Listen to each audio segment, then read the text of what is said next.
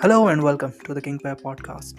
So the series between India and Australia is over, and Australia has won the series 4-1. Now, as far as the result of the series goes, it was pretty much expected. Maybe India would have wanted to win maybe a match or two more than they did, but for what it was a pretty expected result, if not better than expected.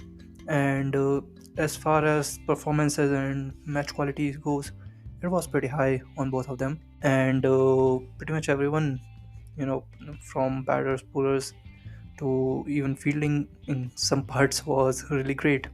As far as pitches go, they were pretty good. I mean, I had expected pitches to be flat to make the matches more high scoring, and they were as expected, which made it a pretty entertaining series. I mean, for women's cricket, the pitches have always been the ones that spin bowling mostly. There's also some movement early on, but as we saw throughout these all five games, that the pitches were much flatter than they usually are, and there were little bigger boundaries. And honestly, we haven't seen a lot of women's cricket taking place at night time, which was also kind of a change of pace, especially in India. And there's also a point about the crowd, which was obviously the second T20 I saw the one of the biggest crowds for a women's game, 47,000, and it was all in all really good to see all the support for the local team. And as far as a general consensus for the series goes, it can all only be called a very successful endeavor in general, and a very good outcome for cricket itself. Now let's move on to some positives and negatives about the series. Let's start with positives for Australia. I mean, for them, almost everything is a positive. They saw the debut of Phoebe Litchfield, Heather Graham. They both did really well. Ashley Gardner, who was initially losing some form, she managed to get form back. Later on, she did well with both the bat and the ball and ended up being player of the series. And as far as Elise Perry and Grace Harris go, they have now basically consolidated their place in the middle order. So Elise Perry, who was previously known to be too slow with the bat, is now suddenly really fast. And Grace Harris is, well, she is that. She is that kind of a batter who can bludgeon the ball, and she did it here as well. As far as India go, their positives were relatively smaller, but there were some good ones, especially with Richa Ghosh playing the finisher. She was really good at the death with her hitting. Even Deepti Sharma, who was previously not known for batting faster, she batted much faster than she usually does.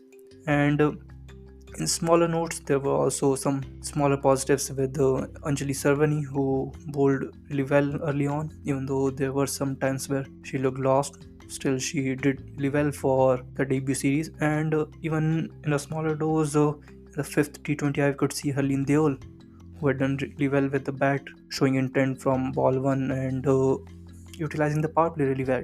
Moving on to the negatives, in India's case, there are still a lot of negatives. I mean, top order is inconsistent. Some of them are losing form, especially Jamima Rodriguez, who has pretty much lost all the steam that she had gained from the Commonwealth Games and Asia Cup. And similar is the case for Shefali Verma, and even in some cases with Harmanpreet Kaur as well, as their batting. Even though India had some of the high scoring players from the series, yet the top three run getters were all from Australia. That is Beth Mooney, Elise Perry, Talia McGrath. So that is kind of an issue. Obviously, the death bowling was pretty bad, although you can make a case for the fact that the pitch was pretty flat, and it was one of the first times that India played a series where there was not a lot for the bowlers.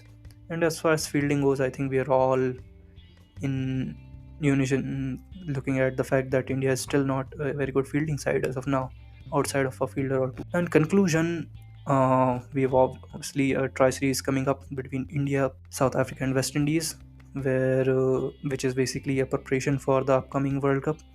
Well, Australia, I think, will show up in the World Cup itself as far as T20s go, and we'll see how it goes for both the teams, even though there's a good chance that it might end up being Australia who wins the World Cup, but never say never. That is it for today, and I'll see you next time. Bye.